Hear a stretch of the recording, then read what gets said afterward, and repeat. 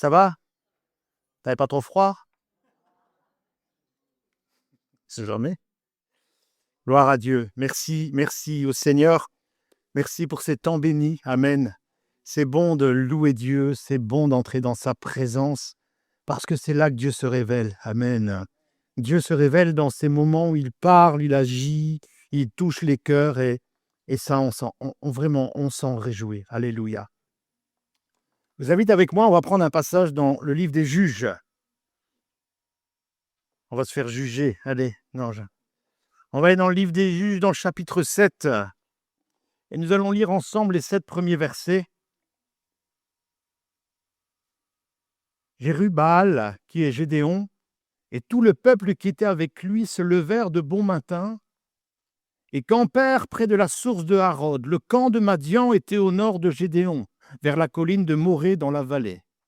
L'Éternel dit à Gédéon, « Le peuple que tu as avec toi est trop nombreux pour que tu livres Madian entre ses mains. Il pourrait en tirer gloire contre moi et dire, « C'est ma main qui m'a délivré. » Publie donc ceci aux oreilles du peuple, que celui qui est craintif et qui a peur s'en retourne et s'éloigne de la montagne de Galade.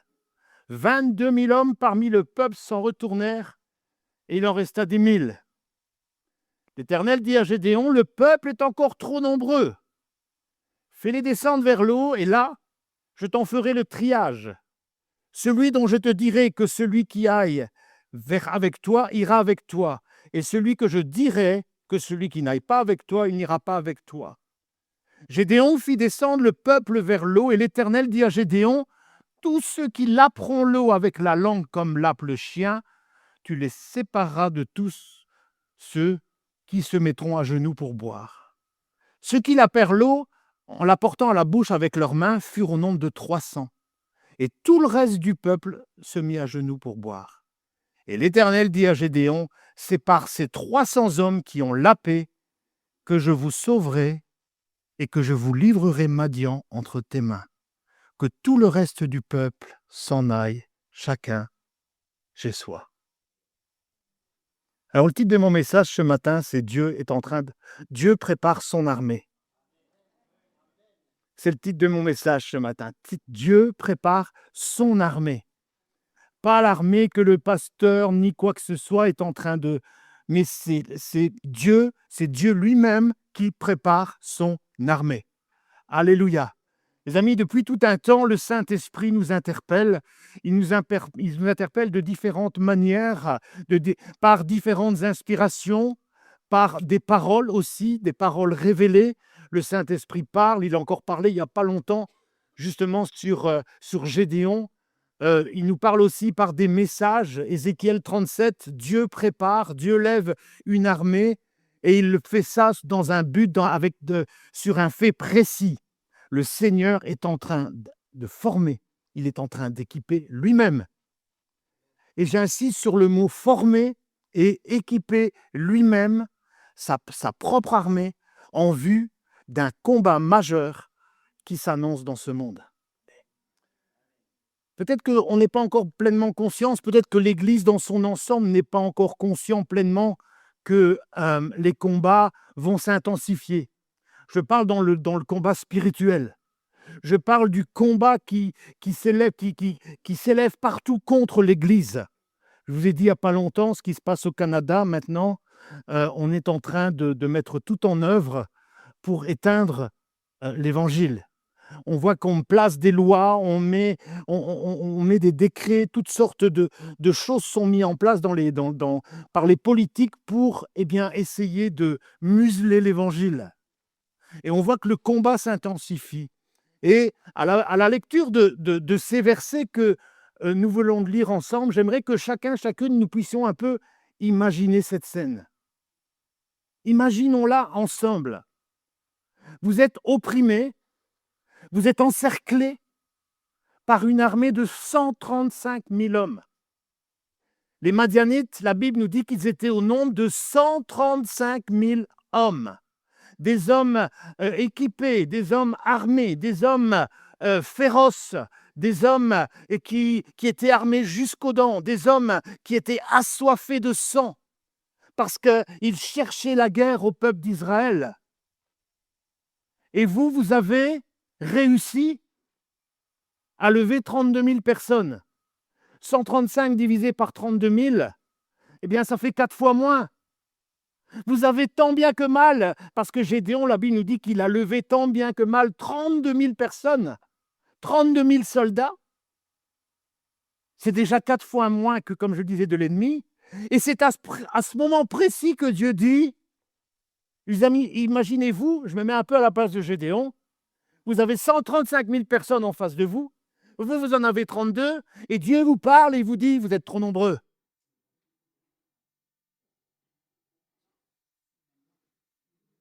Ton armée est trop nombreuse, on vient de le lire. Quelle serait notre réaction? Mais c'est de la folie. C'est de la folie. On n'arrivera jamais.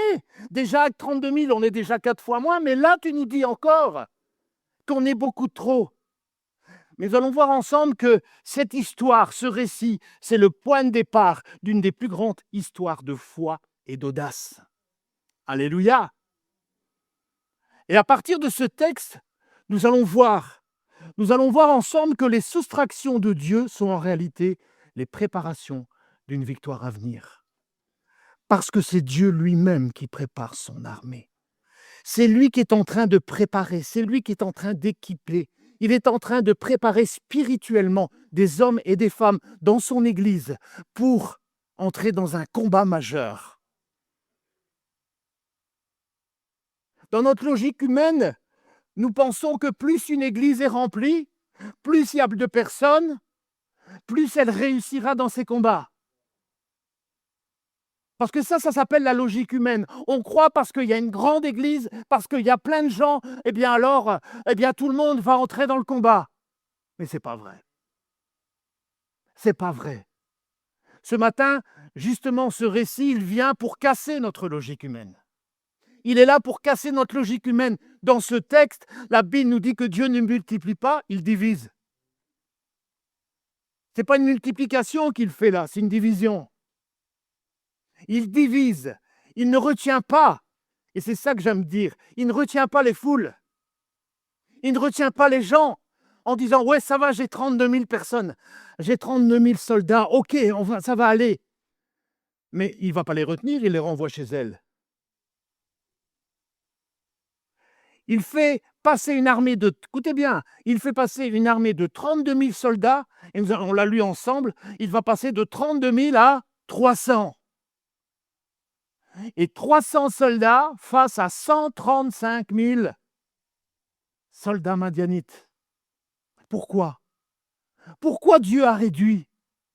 Simplement parce que spirituellement, vous savez, notre plus grand danger, le plus grand danger de l'Église, c'est pas de manquer de force, mais c'est justement de croire que nous avons assez de force pour nous passer de Dieu. C'est croire que on va être capable par nous-mêmes de pouvoir bousculer ce qui se passe dans le monde aujourd'hui et établir des programmes, des méthodes pour essayer de contrecarrer les lois, etc., etc., etc. Mais c'est précisément ce que le Seigneur ne veut pas, et je rajouterai en disant c'est ce que le Seigneur aujourd'hui ne veut plus. Il ne veut plus de tout ça. Il vient, mes amis, il ne veut plus que, et je crois qu'il parle à notre assemblée, il parle à l'Église aujourd'hui, qu'il ne veut plus que l'on compte sur nos forces et sur nos capacités. Aujourd'hui, le Seigneur dit stop, vous allez apprendre à compter sur moi. Parce qu'on a vu le résultat des méthodes et des programmes que les églises ont mis en place pour contrer l'ennemi, pour le combat spirituel. Et on a écrit des livres, on a fait des conférences, on a fait plein de choses. Mais le fait est aujourd'hui que Dieu dit stop. Vous allez maintenant apprendre à compter sur moi. Non seulement vous allez apprendre à compter sur moi, mais je vais vous donner l'équipement. Je vais vous donner ce qui est nécessaire pour contrer, même si 135 000, ça paraît énorme. Même 135 000 personnes, soldats féroces, armés jusqu'aux dents. Et vous allez voir que moi, avec 300 personnes, je vais gagner. Pour Dieu, ce n'est pas le nombre de personnes qui compte, c'est la qualité. Ce n'est pas la quantité des personnes qui comptent pour Dieu, c'est la qualité de ses soldats. Gloire à Dieu. Gédéon, en fait, il entre, et regardez, on l'a lu dans le verset 2, si tu veux remettre le verset 2. Clairement, Dieu lui dit, Gédéon, ton armée est trop nombreuse. Pourquoi? Parce qu'elle pourrait en tirer une gloire. Elle pourrait dire, oh, regarde, on a réussi avec nos forces. On a été capable par nous-mêmes, avec nos forces, avec nos armes, avec nos capacités, avec ce que je suis. Voilà, moi, et regarde, on a gagné. Et Dieu dit, il y a trop de personnes parce que vous seriez capable d'en tirer une propre gloire. Ils pourraient en tirer gloire contre moi. C'est ma main et vous diriez, c'est ma main qui m'a délivré. Mes amis, Dieu, ici, annonce clairement son intention. Le plus grand ennemi d'Israël, ici, dans cette situation-là, le plus grand ennemi d'Israël, ce n'était pas les Madianites, c'était son orgueil. C'était son autosuffisance. Et quand Dieu parle à son Église aujourd'hui, notre plus grand problème à nous, Église, aujourd'hui, c'est pas les ennemis, c'est pas les démons, c'est pas les principautés, c'est pas tout ça. C'est l'orgueil et l'autosuffisance. C'est croire que l'Église, elle est capable de prendre des positions spirituelles sans Dieu. Et le résultat, on l'a vu. Et c'est ce à quoi, mes amis, et Dieu voulait justement, voulait que ça ne revienne pas, la gloire humaine ne soit pas au-dessus de lui. Parce que comme à l'époque des juges, mes amis, si nous sommes lucides, si nous savons discerner, vous savez, c'est dans le premier livre des Chroniques, la Bible nous dit que les fils d'Isaacar étaient capables de discerner les temps. Est-ce qu'aujourd'hui l'Église est encore capable de discerner les temps dans lesquels nous sommes? Est-ce que nous sommes capables? Mais nous croyons que tout ira bien, nous vivons dans le déni en croyant que les choses vont aller mieux. C'est quand tout le monde criera paix sur la terre qu'une ruine soudaine. C'est quand tout le monde dira « Ah, il n'y a plus de guerre, ah, ça va mieux là-bas, ah, ça va mieux, tout le monde va bien ». C'est là que la Bible nous dit qu'une ruine soudaine subite viendra et surprendra tout le monde. Mes amis, notre génération, je parle de l'Église, mais pas seulement l'Église, je parle de l'Église dans son ensemble, doit aussi faire face à des oppressions spirituelles. Je vous le disais, les politiques qu'on voit ici par rapport aussi par l'institution européenne, on met en place toutes des choses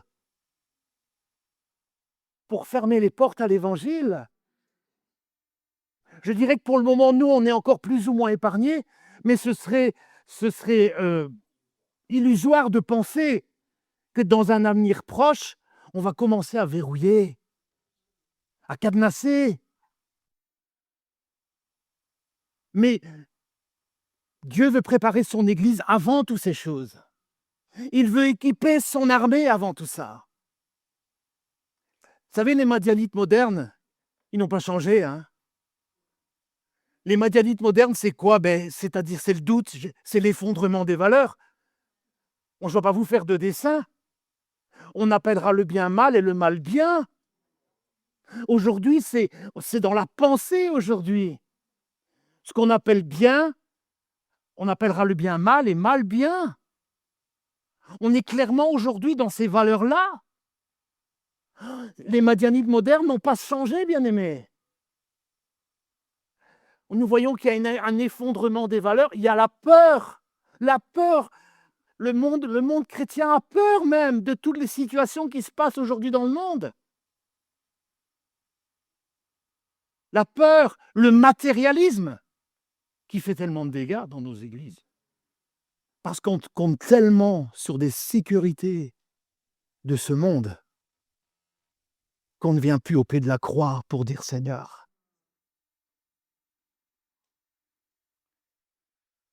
Mais tous ces Madianites modernes, c'est quoi leur objectif? Dites-moi. L'objectif des Madianites modernes, c'est quoi? C'est de pouvoir ébranler votre foi et votre paix. Je sais pas.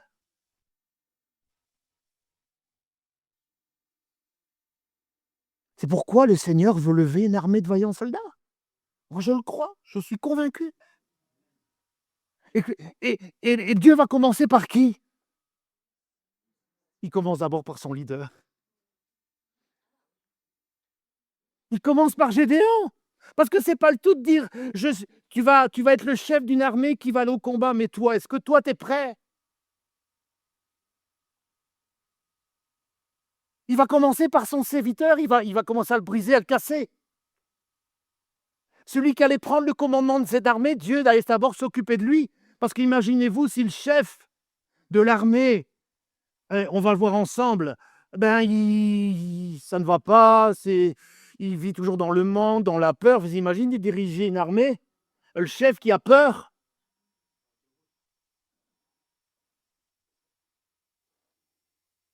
Alors il va s'occuper de son serviteur, il va commencer. Vous voyez, la Bible nous dit que Dieu est un potier. Être potier, il commence à et on retire et ça fait mal. Et qu'est-ce qu'il va faire Dieu avec Gédéon? Il va commencer déjà par changer sa mentalité et son identité. Parce que Gédéon, lui, il se voyait comment? Ben, on va le lire ensemble. Dans le verset 15 de Juge 6. Ah, mon Seigneur, avec quoi délivrai-je Israël? On voit toute la nature humaine là. On voit tout le cœur d'un homme, d'un être humain. Oh, Seigneur! Ah! Avec quoi je vais y arriver? J'arriverai jamais, Seigneur. C'est pas des paroles qu'on dit dans l'église. Ah, Seigneur, j'arriverai jamais. Voici ma famille est la plus pauvre, ma famille est la plus petite, et moi, je suis le plus petit. Et Dieu dit, moi, je peux pas te donner les rênes de l'armée avec une mentalité pareille. Je peux pas. Je suis ça, Gédéon. Et finalement, quand on lit ça, on voit que Gédéon s'est focalisé sur ses manques. Il me manque ça, il me manque ça. Oh Seigneur, je voudrais plus de ça. Seigneur, si, je voudrais là. Ah! Et qu'est-ce que Dieu va faire? Il va justement le libérer de son complexe d'infériorité. Il va le libérer de ce regard négatif qu'il avait et qu'il portait sur lui-même. Dieu va le libérer. Vous savez, écoutez bien, quand le Saint-Esprit prépare une armée, quand le Saint-Esprit prépare son armée, il commence par nous libérer de nos manques. Ouh là là! Il commence à nous libérer de nos manques. Il commence à nous libérer de cette mentalité de victime. «Oh, j'ai pas assez. Il me faudrait plus de sécurité là. Il faudrait que ça. Il faudrait, Seigneur, que tu me donnes ça. Il faudrait que ça. Seigneur, il faudrait que...» Cette mentalité de manque, cette mentalité de sauterelle. «Oh Seigneur, nous étions petits lorsqu'on a vu les géants.» Quand le Saint-Esprit prépare une armée, il commence à nous libérer de nos manques. Il commence à libérer notre état d'esprit. Il commence à nous libérer de notre passé.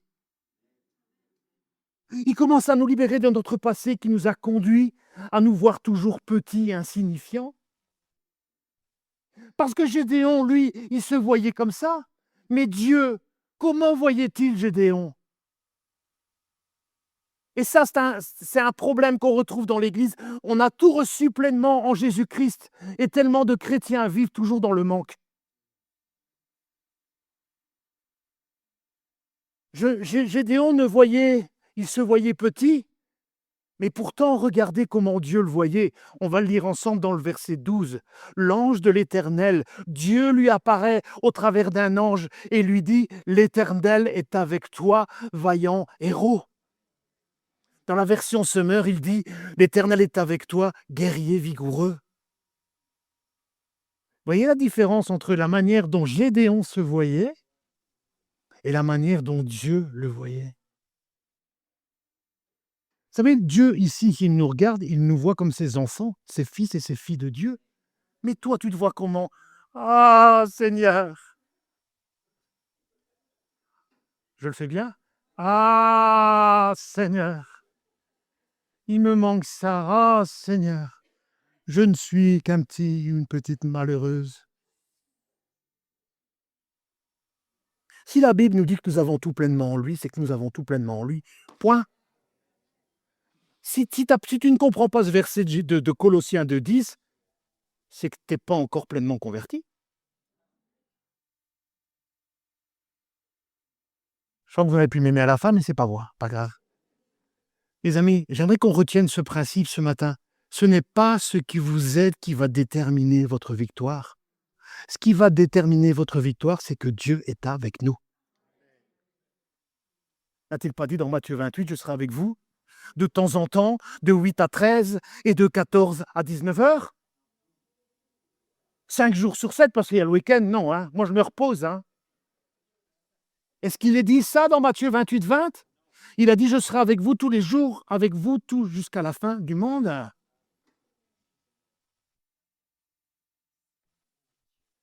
Ce n'est pas ce que vous êtes qui va déterminer la victoire, c'est ce que savoir que Dieu est avec nous. C'est pour ça que Dieu lui rappelle, mais Gédéon, malgré que tu te vois comme un petit malheureux, mais sache que moi, je te vois comme quelqu'un de vaillant, de vigoureux, parce que je suis avec toi.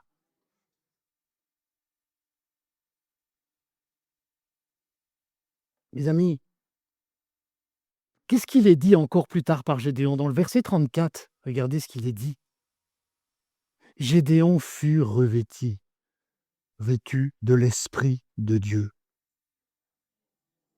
Il fut rempli, revêtu. Ça vous fait penser à quelqu'un? Même si à l'époque, le Dieu donnait des onctions, mais à l'époque, Dieu n'habitait pas en lui comme aujourd'hui Dieu habite en nous. Éphésiens 2, 22, nous sommes devenus des habitations de Dieu. Non. Nous sommes 1 Corinthiens 3, 16, 1 Corinthiens 6, 19, 20. Vous êtes le temple du Saint-Esprit. Mais la Bible nous dit que Dieu ne va pas envoyer Gédéon comme commandant sans l'Esprit. Dieu ne nous enverra pas au combat sans l'Esprit.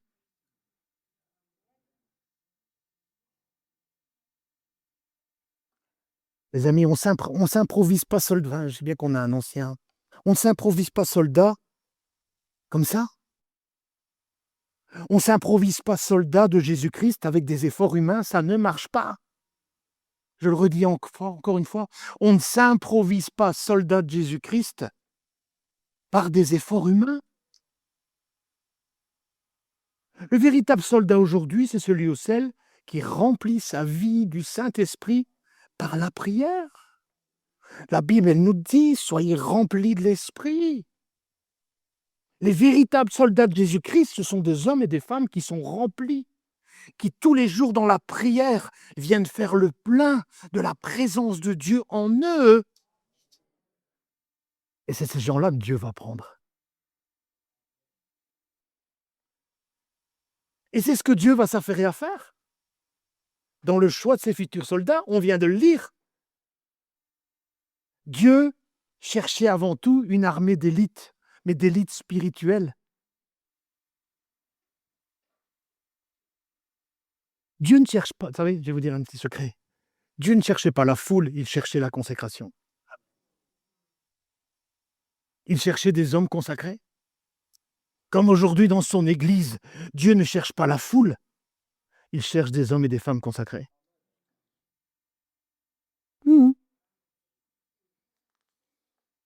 Alors on va analyser un peu comment Dieu, on va analyser un peu la manière dont Dieu prépare son armée. Vous êtes d'accord? On va voir comment Dieu prépare son armée. On peut mettre le verset 3 de Juge 7. Publie donc ceci, que celui qui est craintif, qui a peur, eh bien, qui retourne à sa maison. Enfin, il ne dit pas ça, mais je paraphrase.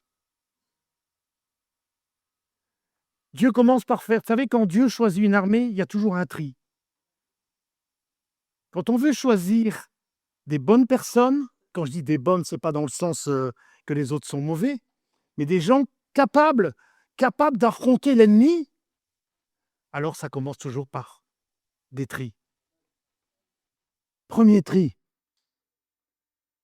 Dieu demande à Gédéon, c'est quoi le premier tri? Dieu dit, tous ceux qui ont peur, tous ceux qui sont craintifs, ceux qui ont peur de l'ennemi, ceux qui ont peur du diable, ceux qui ont peur de Satan, ceux qui ont peur de ses manifestations, ceux qui ont peur que l'ennemi s'y soit là. Merci, au revoir. Pardonnez-moi d'être un peu direct, mais c'est ce que Dieu fait.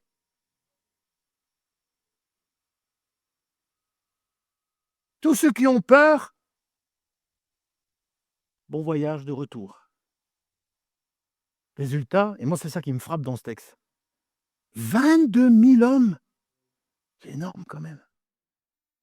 22 000 personnes ont eu peur. Pourquoi croyez-vous que le premier critère de Dieu, c'était d'envoyer les gens qui avaient peur? Pourquoi, à votre avis? Si on réfléchit, c'est simple. Pourquoi a-t-il renvoyer les gens qui avaient peur du combat spirituel, qui avaient peur de s'engager avec Dieu, qui avaient peur de se consacrer, qui avaient peur des coups de l'ennemi? Parce que la peur, elle est contagieuse et elle conduit à paralyser la foi. Quand on a peur, eh bien la foi se paralyse.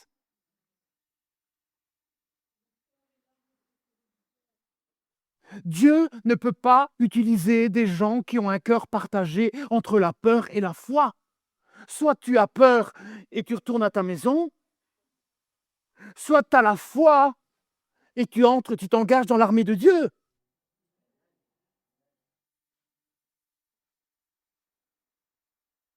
Les soldats d'aujourd'hui, mais attendez, je vais quand même ouvrir une parenthèse, parce qu'on va me dire, ouais, ça veut dire quoi? Ça veut dire qu'en tant que chrétien, on n'a jamais peur? Ce serait faux de penser ça. Les soldats d'aujourd'hui ne sont pas des hommes et des femmes sans peur. Ce serait mentir. Mais ce sont des hommes des hommes et des femmes dont la foi est plus grande que la peur.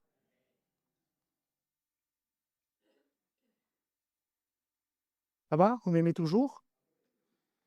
Et face aux géants d'aujourd'hui, parce que les géants, les Goliaths, il y en a partout. Des Goliaths, il y en a. On le voit, mes amis, on le voit que les géants d'aujourd'hui, on le voit, la crise économique. La crise économique, les guerres, les persécutions et tout ce qui s'annonce après.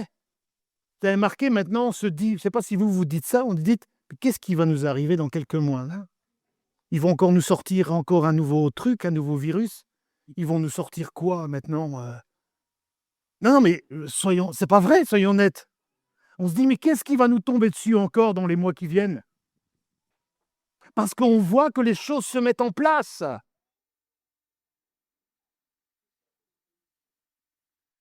Mais le ou la vaillante soldate, refuse de reculer. Parce qu'elle sait une chose. Et vous savez ce qu'elle sait? On va le lire dans 1 Jean 4,4. Parce qu'elle sait spirituellement, parce qu'elle sait au plus profond d'elle. Petits enfants, vous êtes de Dieu et vous les avez vaincus parce que celui qui est en vous est plus grand que celui qui est dans le monde. Ça, ce sont les vrais soldats. Les vrais soldats, ce sont ceux qui ont compris spirituellement que celui qui vit en eux, celui qui est venu mettre sa tente à l'intérieur de nous, il est plus grand que toutes les crises économiques, que tous les guerres, que tous les persécutions, que tous les trucs qu'on entend aujourd'hui.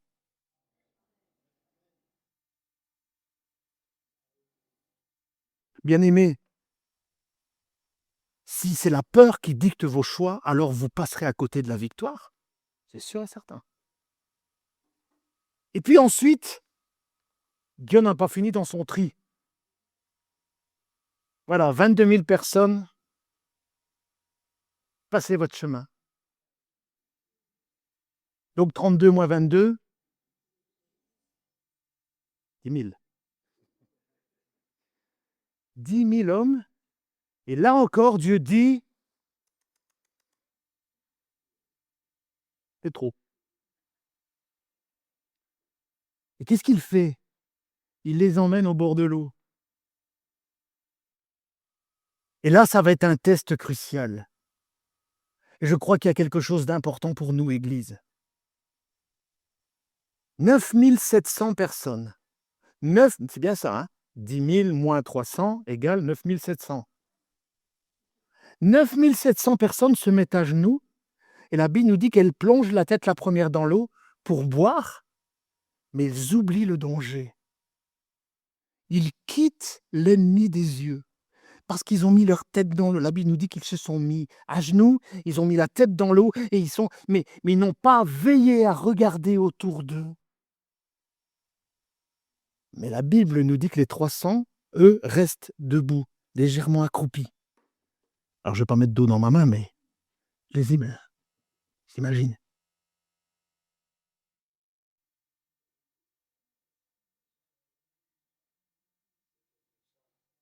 Je fais bien?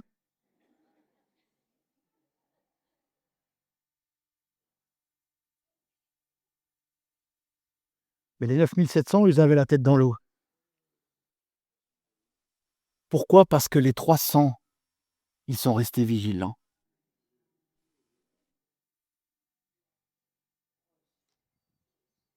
Dieu cherche aujourd'hui des sentinelles.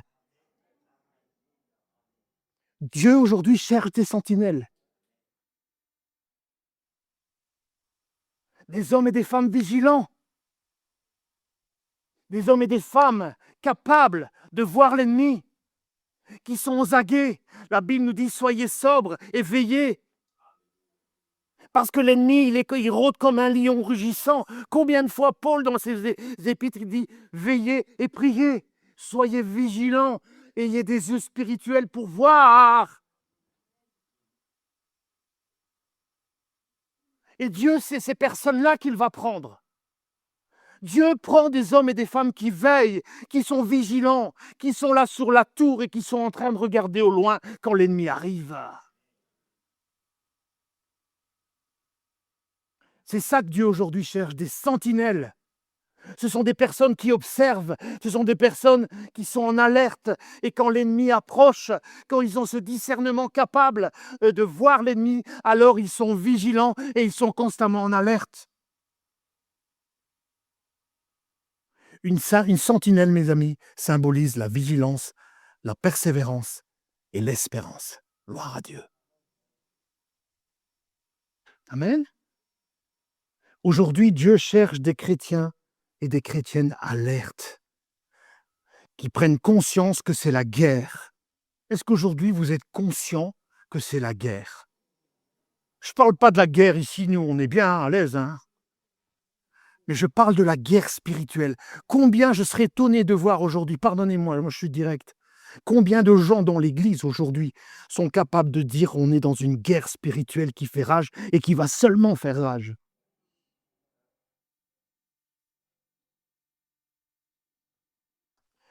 Dieu ne veut pas des hommes et des femmes qui nient, qui vivent dans le déni de la réalité, pensant que oui, il y a la guerre en Ukraine, ça va peut-être aller. Ah, la guerre là en Iran, ça va. Et après, ah, c'est bien, tout le monde sera content.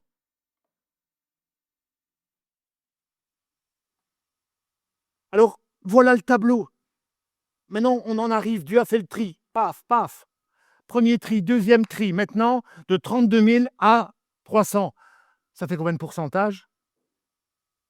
1%. 1% des effectifs de départ.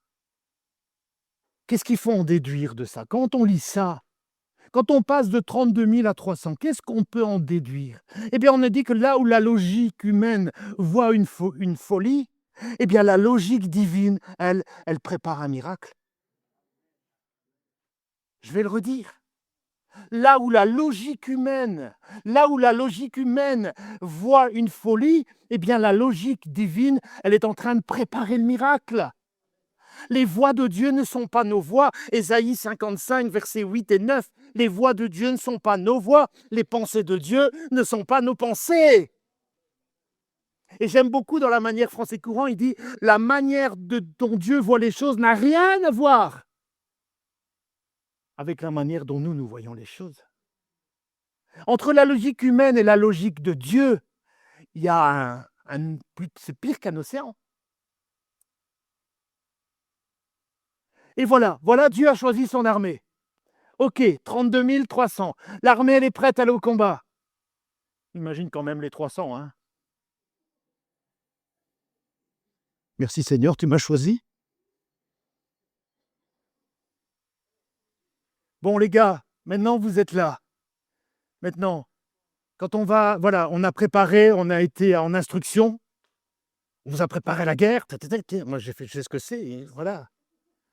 On vous prépare. Bon, maintenant vous allez vraiment à la guerre. Qu'est-ce qu'on fait? On va vous donner les armes. Et on va voir ensemble les armes que Dieu va donner. Vous êtes prêts? On va lire le verset Juge. Il divisa, verset 16, il divisa en 3 corps les 300 soldats, et il leur remit à tous des trompettes, des cruches vides et des flambeaux dans les cruches.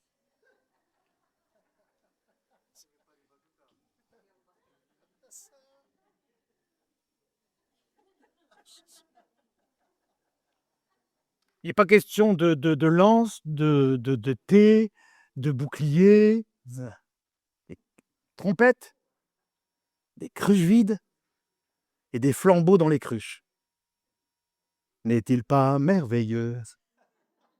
Versets 19 et 20. Gédéon et les 100 hommes qui étaient avec lui arrivèrent au bord du camp au commencement de la veille du milieu. Bref. Comme on venait de placer les gardes, ils sonnèrent de la trompette et brisèrent, écoutez bien, et ils brisèrent les cruches qu'ils avaient à la main.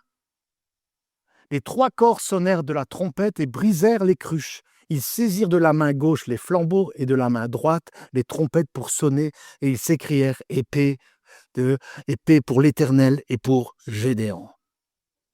Waouh! Voilà la stratégie de Dieu pour une église qui désire marcher dans la victoire. Rassurez-vous, on ne fait pas acheter des cruches ni des flambeaux.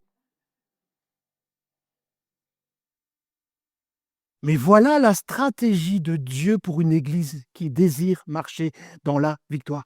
Entendez bien, retenez bien, c'est la stratégie de Dieu pour une église qui veut marcher dans la victoire.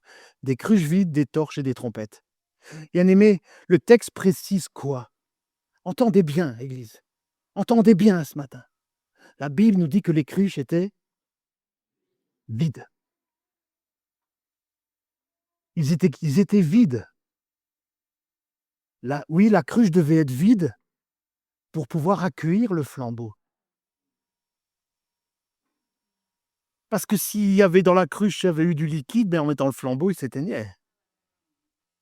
Si on avait mis de la nourriture, je ne sais pas, plein de choses dedans, à un moment donné, qu'est-ce que ça signifie pour nous? Entendez bien, Église. Ça veut dire que chacun de nous, si nous voulons être utilisés efficacement par Dieu dans le combat spirituel, il faudra se vider de soi-même. Dieu veut des gens vides, vides d'eux-mêmes, vides de leur propre force, vides de leur propre capacité. Ce que Dieu cherche aujourd'hui, c'est des hommes et des femmes vides d'eux-mêmes. Il veut se vider de soi-même, se vider de ses propres ambitions, de se vider de notre orgueil, de notre autosuffisance. Alléluia. Il faut se vider de mon moi, il faut mourir. Dieu travaille avec les morts, pas avec des vivants. C'est-à-dire des morts, des gens qui sont morts à eux-mêmes. Voilà les armes que Dieu nous veut pour que nous allions au combat. C'est des hommes et des femmes vides d'eux-mêmes, vides de mon moi, vides de mon ego.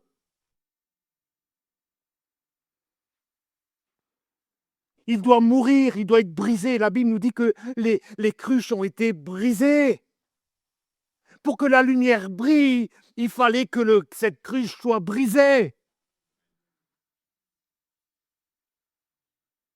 Les amis, Il fallait que le moi soit brisé comme cette cruche. Pourquoi? Afin que la gloire de Christ transparaisse au travers de nos vies. Galates 2:20, Paul dit: j'ai été crucifié avec Christ, je suis mort, je suis vide de moi. Galates 6,14. Il le dit, Galates 6,40. J'ai plus rien à voir avec le monde, dit Paul. J'ai plus rien à voir avec la manière de penser du monde. J'ai été crucifié avec Christ, je suis mort à moi-même. Et parce que je suis mort, alors Christ maintenant, ce n'est plus moi qui vis, c'est Christ qui vit en moi.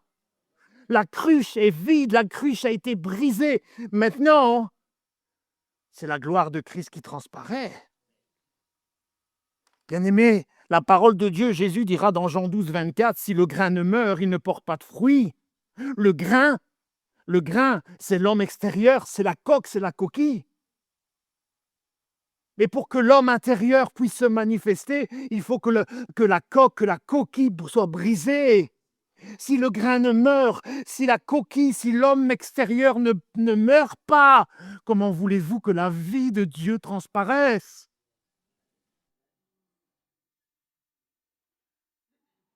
Il faut que pour que la vie de Dieu puisse transparaître au travers de toi, pour que tu sois un homme que Dieu peut utiliser, une femme que Dieu pourra utiliser puissamment, il faut que la coque soit brisée.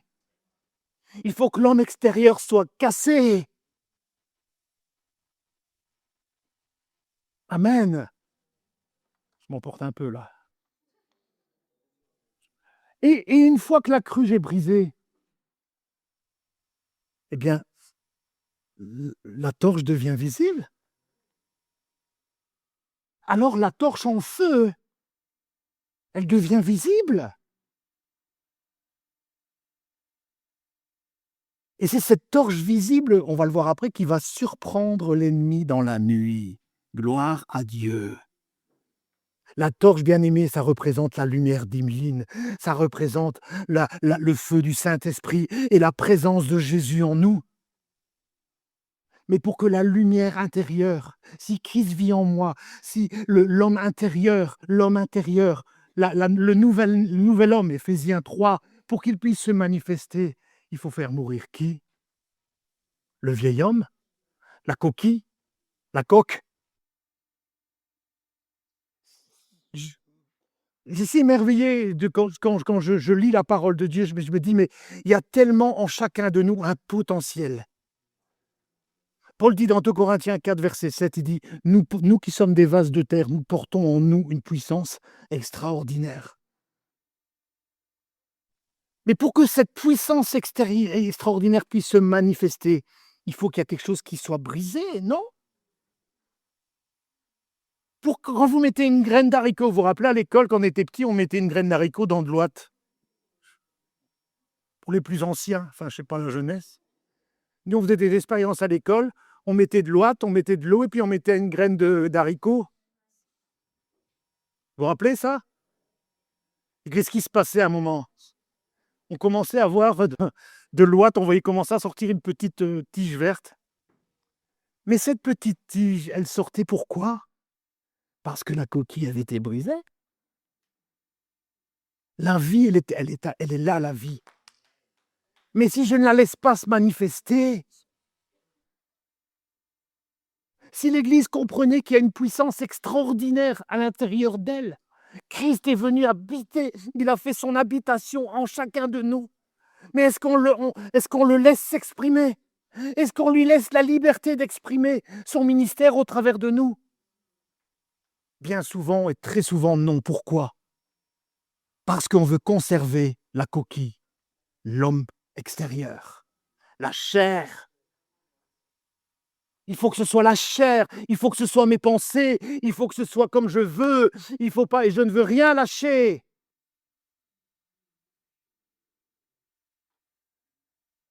Mes amis, la Bible nous dit que la torche, elle représente, et en pleine nuit, on a lu, en pleine nuit, ça représente quoi en pleine nuit? C'est une image des ténèbres dans lesquelles nous sommes, parce que le monde, il est sous les ténèbres.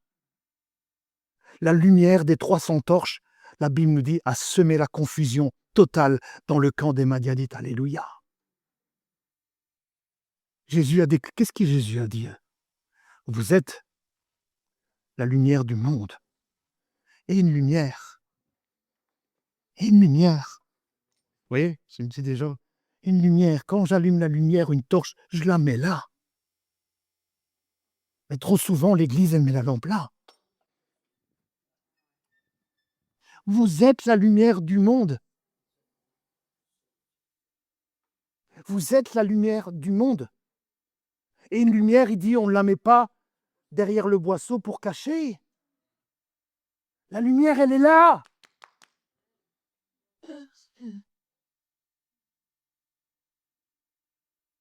Vous êtes, et la lumière ne sert à rien. Mes amis, une lumière, ça ne sert à rien si je la cache. Oui ou non? Si j'allume la lampe et que je viens mettre un torchon autour de ma lampe, ça sert à quoi? J'ai de l'électricité et je paie pour rien. Elle reste cachée sous la table. Et ici, elle doit être au contraire mise en avant. Parce que quand vous êtes dans le noir total, et vous allumez une petite bougie, ça éclaire tout. Vous êtes la lumière du monde. Église, vous êtes la lumière du monde.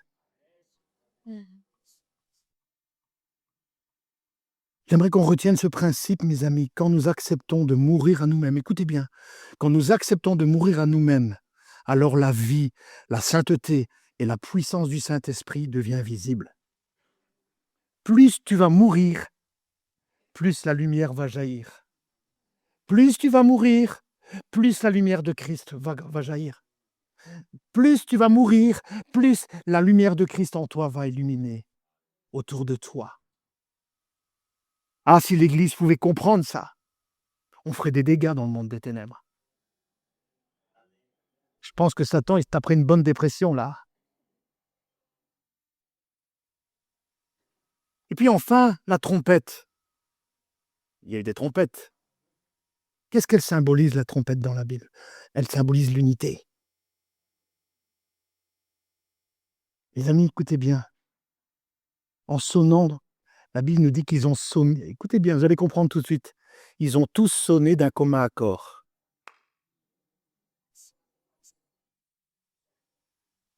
Les 300 soldats ont totalement, parce qu'ils ont sonné d'un commun accord, ça a mis totalement l'armée madianite en déroute. Quand l'unité est forte dans une église, quand on est fort, j'en ai parlé vendredi avec la scène, j'en ai parlé, quand l'église ne se divise pas en commençant à critiquer l'un et l'autre parce qu'il y a une tête qui ne lui revient pas, mais c'est diabolique ça, c'est diabolique, parce que ça divise, et le diviseur, c'est le diable. L'unité, quand ils ont commencé à prendre les 300 trompettes et qu'ils ont commencé à souffler dans les trompettes, tous d'un commun accord, c'est là une église qui est forte, une église qui protège son unité, une église qui protège la communion fraternelle. C'est une église qui va faire des dégâts dans le monde de diable. La Bible nous dit, unis en lui, nous sommes forts. La trompette, ça symbolise l'unité, bien-aimés. Alléluia! Ça veut dire quoi? C'est que l'unité de l'Église est une arme spirituelle extraordinaire. C'est aussi un principe spirituel. Lorsqu'on est unis en lui, on est fort. Quand les chrétiens cessent de se battre entre eux, je l'ai déjà dit, Mamadou Karambiri disait l'Église, c'est la seule armée au monde qui tue ses propres soldats. Et c'est vrai, hein? Pourtant, comme je le dis, on a la palme d'or. Quand c'est pour tuer les autres avec sa langue, à maudire les autres avec sa langue, ça, pas de problème. Mais alors que la Bible nous dit que nous sommes appelés à bénir, à encourager, que nous soyons, nous tous ici, des Barnabas, qui savons encourager même la pire des personnes. Quand les chrétiens cessent de se battre entre eux pour élever le nom de Jésus, alors le monde démoniaque s'effondre sur lui-même. C'est ce qui s'est passé là. Quand les 300 trompettes, ils se sont mis à sonner, et c'est vraiment ce qui s'est passé. La Bible nous dit qu'ils ont encerclé les 300 trompettes accompagnées des 300 torches.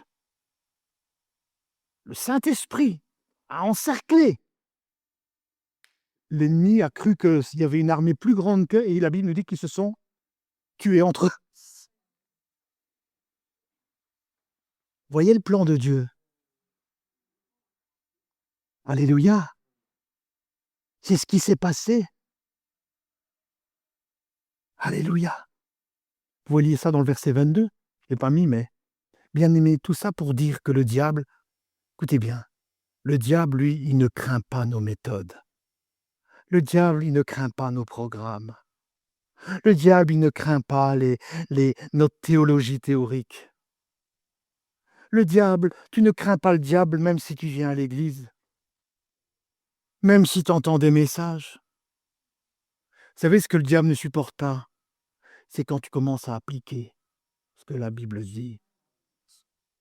T'as beau venir à l'église, t'as beau lire ta Bible, t'as beau mettre des sous là-bas dans le truc en disant « Ah, j'ai fait mon devoir, j'ai donné ma dîme. Oh, j'ai prié aujourd'hui. » T'as beau faire tout ça. Mais si tu n'appliques pas le message de Christ dans ta vie, le diable, il rigole. Hein. Là, je suis sûr que vous n'allez plus trop m'aimer. Je m'adresse peut-être que je fais du tort aux religieux, mais c'est pas parce que tu fais ce genre de... Le diable, il en rigole de ça. Je l'ai dit tantôt, lui, ce qu'il craint le plus, c'est Christ en nous, l'espérance de la gloire. Christ en nous, ça veut dire Christ jaillit, les cruches vides, vide de soi. Alors là, le diable... C'est pour ça que l'apôtre Jacques, il dit « Soumettez-vous à Dieu ». Ça veut dire quoi, se soumettre à Dieu? Ben, ça veut dire appliquer sa parole. Et puis, mais c'est pas le tout de se soumettre, mais après, le diable, il voit que vous vous soumettez à Dieu, qu'est-ce qu'il va faire? Ben, il va redoubler de vigilance pour vous combattre. C'est pour ça qu'il dit « Soumettez-vous à Dieu, résistez au diable ». Mais c'est comme ce verre, s'il est rempli d'eau jusque-là, je ne sais plus rien mettre d'eau. Si je suis rempli du Saint-Esprit de jusque-là, ben, le diable n'a plus de place pour lui.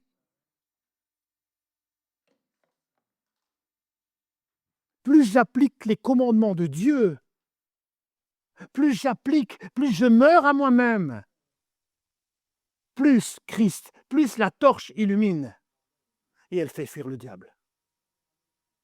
Mes amis, le diable ne craint pas nos méthodes humaines, le diable ne craint pas nos programmes, il ne craint pas notre théologie théorique. Il n'en a rien à faire. Par contre, ce qu'il craint plus, c'est Christ en nous. Ça va, vous êtes toujours avec moi? Dieu n'a pas changé, hein. Il est toujours le même, hier. Et comme je l'ai dit, Dieu n'attend pas qu'une église soit quantitativement grande pour transformer la société. Moi, j'y crois pas. Non, vous savez ce que Dieu cherche aujourd'hui? Il cherche un noyau. Il cherche des hommes, des femmes authentiques. Il cherche des hommes et des femmes courageux. Il cherche aujourd'hui des hommes et des femmes vigilants. Des hommes et des femmes brisés dans les mains du Seigneur et qui sont remplis du Saint-Esprit. C'est ce genre de personnes que Dieu cherche aujourd'hui. Et c'est avec ces gens-là qu'il va transformer les choses. Pas avec des gens qui ont peur. Pas avec des gens qui ne sont pas vigilants, qui ne prennent pas conscience du combat spirituel. Mais ceux et celles qui sont remplis de l'Esprit. Il cherche une minorité engagée. Ça peut paraître bizarre d'entendre ça. Dieu cherche aujourd'hui une minorité engagée plutôt qu'une majorité distraite et apeurée. Aujourd'hui, c'est ce genre de personnes que Dieu recherche. Alors ce matin, le Saint-Esprit est présent dans ce lieu. Amen. Manuel, tu veux bien jouer? Je voudrais qu'on puisse fermer les yeux ensemble, si vous êtes d'accord.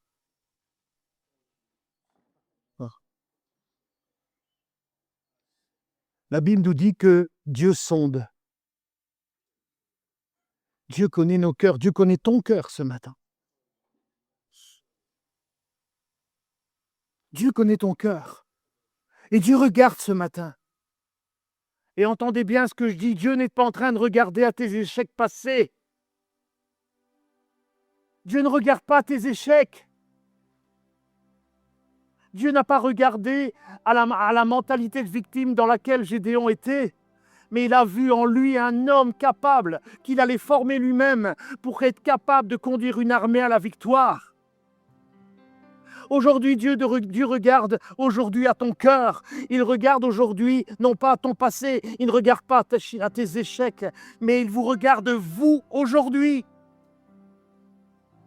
Et il vous voit comme des vaillants héros.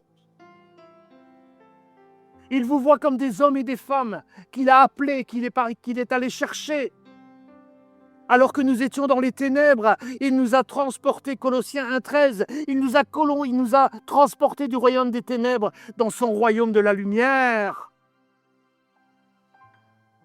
Et Christ aujourd'hui, il te voit comme ça. Peut-être que les autres te voient en disant, et tu regardes, tu dis, ouais, cette personne-là, ben non. Mais Dieu, lui, voit autrement.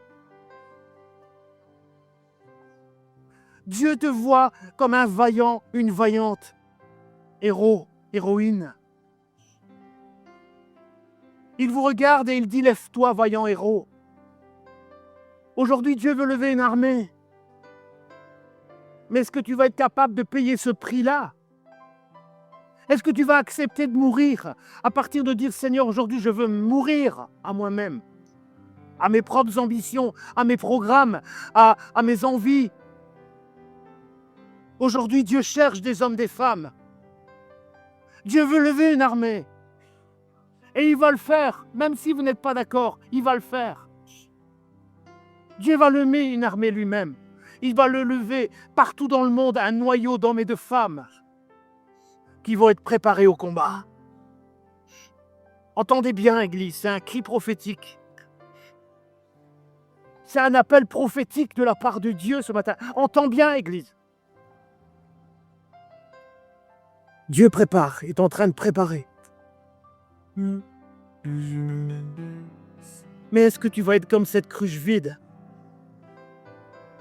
Est-ce que tu vas te laisser vider de toi? Est-ce que tu vas laisser le grain mourir? Si le grain ne meurt, il ne peut pas porter de fruits. Jean 12, 24. Si tu ne meurs pas, si tu n'entres pas dans les conditions d'une mort spirituelle, d'une mort à toi-même, alors le flambeau ne pourra pas éclairer. Et Seigneur, tu poses cette question ce matin. Est-ce que tu es prêt? Est-ce que tu es prête à laisser Dieu briser ta cruche? Est-ce que tu es prêt ce matin à laisser Dieu briser ta cruche, c'est-à-dire ton moi, pour faire briller la lumière au travers de toi? Vous êtes la lumière du monde. Bien-aimé, est-ce que tu es prêt à dire, me voici Seigneur? Est-ce que tu es prêt à dire, Seigneur, aujourd'hui je suis là, je veux me préparer, recrute-moi dans ton armée? Est-ce que tu veux maintenant entrer dans un processus de mort? Parce que quand tu es rentré un jour dans les eaux du baptême, j'aimerais vous rappeler que c'est ce à quoi vous vous êtes engagé. Vous vous êtes engagé à mourir. Le baptême, c'est une mort. L'ensevelissement, Romains 6. Je meurs. Il faut qu'il croisse, il faut que je diminue. Jean 3,30, il faut que je diminue. Mais sache que si tu dis, Seigneur, ok, je recrute-moi dans ton armée, eh bien prépare-toi à de rudes combats. Mais non pas contre le diable, mais contre ta chair. Tu vas rentrer en guerre contre ta chair. La chair a des pensées contraires à celles de l'esprit.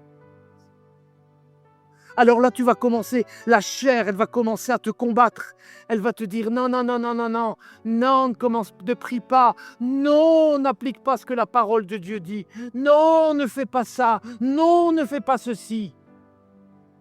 Mais la parole de Dieu nous dit, dans Matthieu 11, que ce sont les violents qui s'emparent du royaume de Dieu. Ce matin, il faudra te faire violence. Il faudra te battre contre toi-même. Il va falloir te battre si tu veux entrer dans l'armée de Dieu et être prêt pour les jours mauvais qui s'annoncent. Alors, il faut commencer à mourir. Est-ce que tu vas décider aujourd'hui de mourir? Le message de l'Évangile, c'est ça et rien d'autre. J'aime tellement cette phrase. Il est temps d'arrêter de jouer à l'église. Sois l'église. Sois l'église. Arrête de venir à l'église pour venir à l'église. Sois l'église. Père, est-ce que tu es prêt à payer ce prix?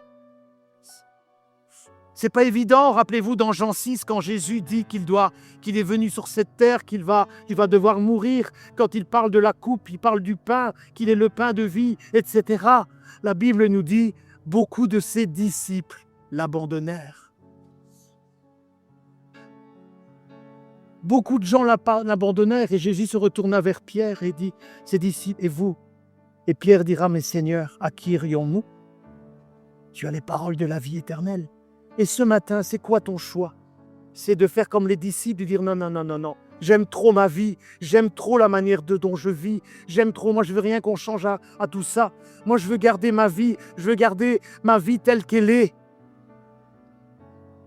Mais croyez-moi, la parole de Dieu dit que celui qui persévérera jusqu'à la fin, il sera sauvé. Et croyez-moi, on entre dans des temps compliqués. Mais il va falloir persévérer. Père, lève des sentinelles dans ton église aujourd'hui. On va prier ensemble pour que Dieu lève des sentinelles, des hommes et des femmes vigilants, des hommes et des femmes persévérants, des hommes et des femmes qui gardent confiance malgré les oppositions. Est-ce que tu vas répondre à son appel ce matin? Est-ce que tu es prêt à payer le prix ce matin? Est-ce que tu te dis, Seigneur, aujourd'hui je m'engage à faire mourir mon moi? Aujourd'hui je m'engage à faire mourir, à me vider de moi. Parce que suivre Jésus, ça nous coûte quelque chose. Rappelez-vous ce jeune homme riche. Mais Seigneur, je vais à l'église. Seigneur, je suis tes commandements. Seigneur, je fais tout ça. Seigneur, je mets ma vie, je paie ma dîme, je fais ça. Et Jésus lui dira, vends tout ce que tu as. Tu veux me suivre? Jésus avait vu en lui qu'il aimait plus l'argent que Dieu. Et la Bible nous dit que quand Jésus lui a dit, va et vends tout ce que tu as, qu'est-ce qui s'est passé? La Bible nous dit que cet homme partit tout triste. Est-ce que Jésus l'a retenu? Est-ce que Jésus est parti le chercher pour lui dire, excuse-moi, j'ai eu des paroles trop fortes? La Bible nous dit que Jésus l'a laissé partir. Esprit de Dieu. Dieu veut lever des hommes, des femmes, Dieu veut lever des ministères. Dieu veut lever des personnes ici au milieu de nous. Dieu veut lever des soldats, des soldates. Est-ce que tu vas répondre favorablement? La parole de Dieu, elle dit que ton oui soit oui, que ton non soit non. Mais si tu t'engages et que tu dis oui, dans le cœur de Dieu, c'est gravé. Et un jour, Dieu te dira, tu te rappelles le 12 juillet 2026, tu as pris un engagement avec moi. Tout est écrit dans le livre de vie. Une fois, j'ai entendu une prédication qui m'a retourné comme une crêpe. Tout ce que nous disons, tout ce que nous faisons, absolument tout, les choses qui nous paraissent même insignifiantes, tout est écrit dans le livre de Dieu. Et quand tu pêches, c'est écrit. Mais si tu viens à Dieu, ça m'avait frappé ça. Quand tu viens et tu confesses, alors Dieu efface. Oui. Oui. Qui va répondre à l'appel? J'aimerais. Qui va se lever pour Christ? Qui va se lever pour Christ? Mais attention, est-ce que tu prends conscience de ce que tu vas, l'engagement que tu prends? Alléluia.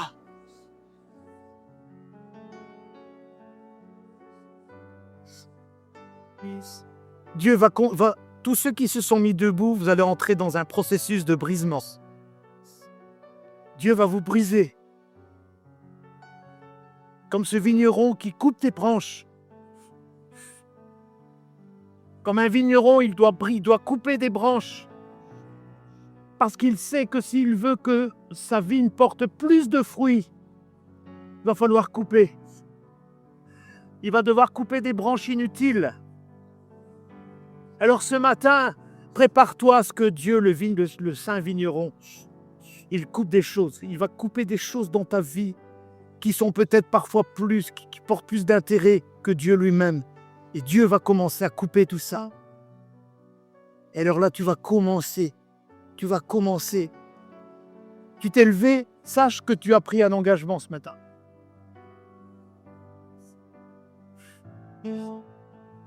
Ora baba shara baba rabara sandoro siri de shenes. Baba baba sandara bara suduru shara baba baba rashana. Bera bara shandara baba suduru shara baba bara sanduru suru durusin. Era rara shandara bara sunduru shere de shana. Ora bashandara baba bara suduru shere de Ramana Sandoro Sendere Shara Baba Sud. Bede Shara Baba Sora Baba Sondoro Son. Bebe da Sada Baba Sandora Shara Baba Sodoro Senni. Ora Baba Sodoro Sho. Bera Barra Shandara Baba Sodoro Shere de So. Eda Bada Sodoro Shara Baba Sodoro Shere de San. Bebe sandoro sharra babada. Babara sharra bababa sundo. Bebe sharra babara sonza. Père, merci de lever une armée ce matin. Merci parce que tu prépares une armée. Ibibiri sandara baba sodoro sharra bababa.